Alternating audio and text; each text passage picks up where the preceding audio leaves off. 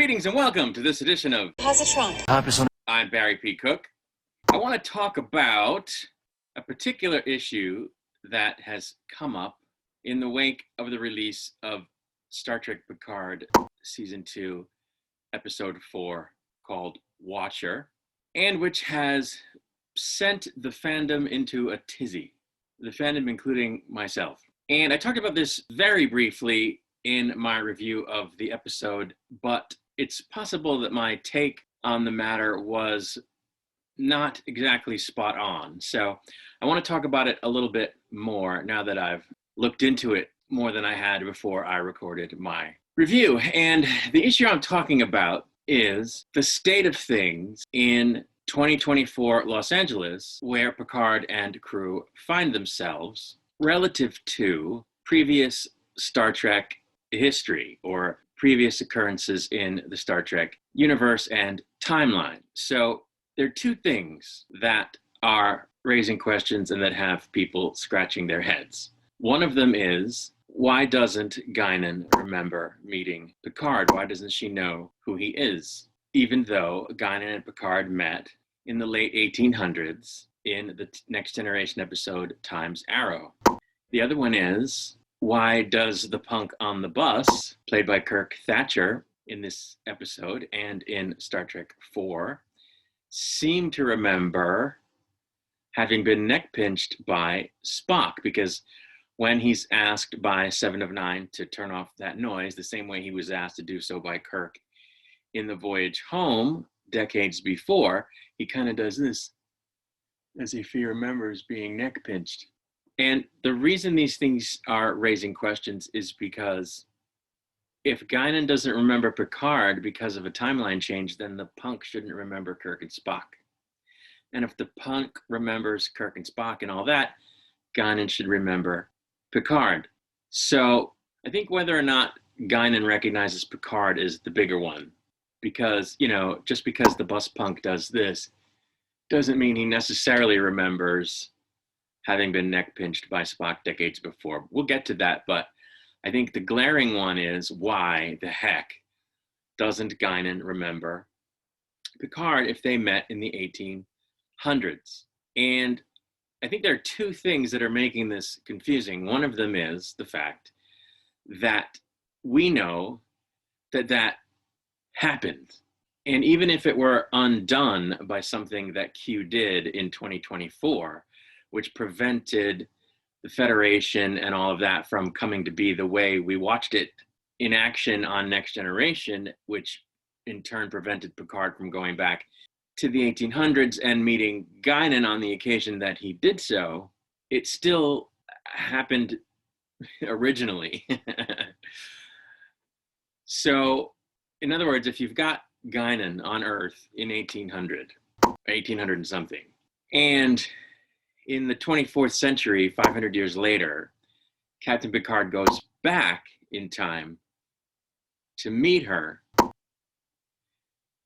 and Time's Arrow, occurs. The events of Time's Arrow occur, and then Picard goes back to the 24th century, and Guinan continues to live her life, all the way up to the point where, okay, now it's post-Nemesis, and Picard is on the Stargazer as captained by Rios and does the self-destruct, and Q intervenes, and Q goes back in time at that point to 2024, causing something to change. Creating a parallel timeline in which the Confederation comes to be in place of the Federation, and in which Picard doesn't go back in time to the 1800s and doesn't meet Guinan. Then those things can all happen in a linear way, but in other words, part of it is backtracking. But it all happens A to B to C, and then D going back the other way. So it's a loop where, okay, the first thing did happen, they did meet, and that's why Picard remembers it, because it happened. And Q is allowing him to be aware of the time change. It's just that he did change it after the fact in a retroactively, so that now Guinan doesn't remember it because Q didn't do the same for her. So that's why Guinan doesn't remember Picard, even though it did happen, to the extent that he knows who she is. Because he still knows who she is, we know that he experienced meeting her just the way we saw it occur in the Next Generation episodes that she was in. It's just that Guinan doesn't remember it because Q undid it after the fact, such that there's now a parallel timeline. So that does make sense if you understand that the Star Trek universe unfolded just as we saw. It's kind of like if you paint over a painting. You've got a painting and then you paint over it. The original painting isn't wiped out, it's still there. It's just been replaced. So that's what this is. So if everybody forgot the original painting, it doesn't mean it was never there. It's just under the new one. You see, wallpaper. Let's go with wallpaper because people paper over wallpaper all the time. So that's the kind of thing that we're dealing with. The original painting or the original wallpaper is still there and was still originally hung and was still originally painted. It's just been painted over or papered over, and nobody remembers it except a few people. Picard, Seven, Raffi, Rios, Jurati, the Borg Queen. Q, obviously. So that's why it both still happened, but she doesn't remember it. So that explains that. Isn't temporal mechanics great? It's all wibbly wobbly, timey wimey.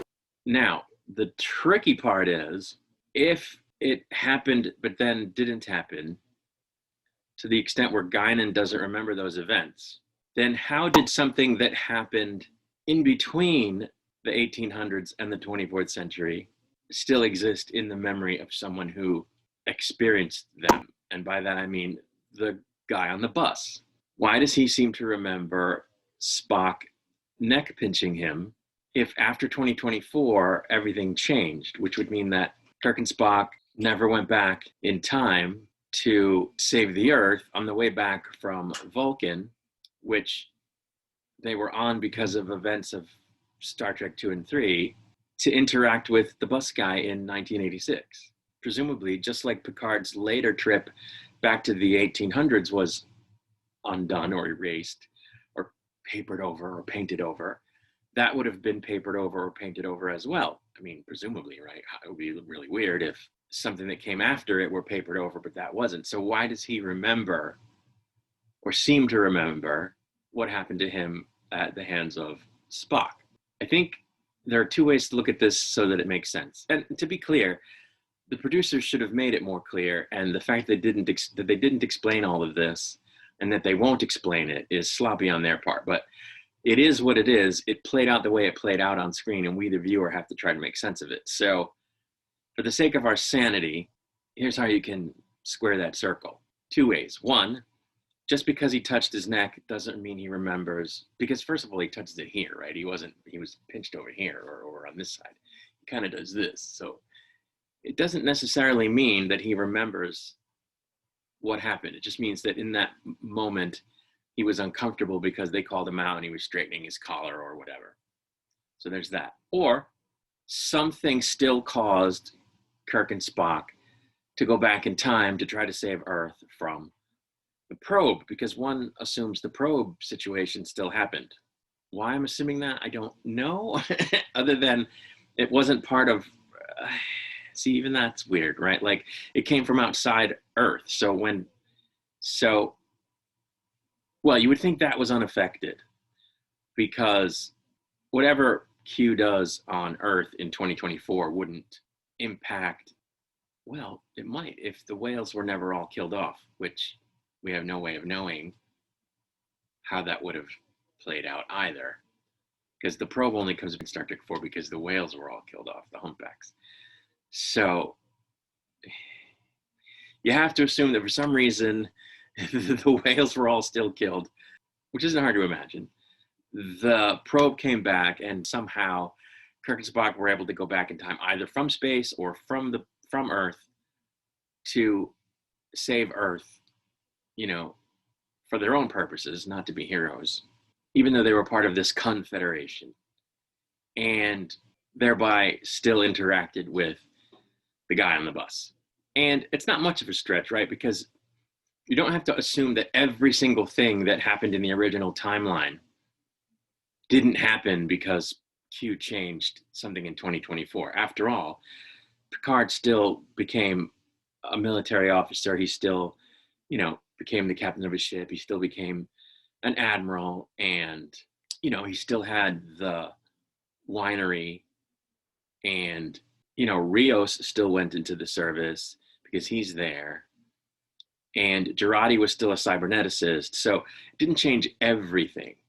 So we have to assume that, okay, the change made it so that the events of Time Zero didn't occur, but that doesn't necessarily mean that the events of the voyage home didn't occur, if in its different way, if, you know, for different reasons. So that's how you square that circle. That's really all you can do to square that circle. You know, there have been other theories that Guinan just forgot because people forget things. So, you know, it could be that, but this is what seems to me, and what seems to be shaping up to be the consensus among fans as the concept that makes the most sense to explain these things. It would have been a whole lot easier if they didn't put the Kirk Thatcher cameo in, but I think that was very cool, so I'm glad that they did. They, of course, should have put in dialogue that says, you know, the world that the Confederation exists in is changed in some ways, but not in others. Although I think that's obvious, but they could have come out and said it. Anyway, that's the video. I just wanted to talk about that to kind of see if I couldn't help people try to understand how it is that she could have forgotten him, even though Picard remembers, which means we know it happened. And even though the guy on the bus seems to remember being nerve pinched by Spock. I will be back with another video soon. Until then, as always, I wish you peace and long life.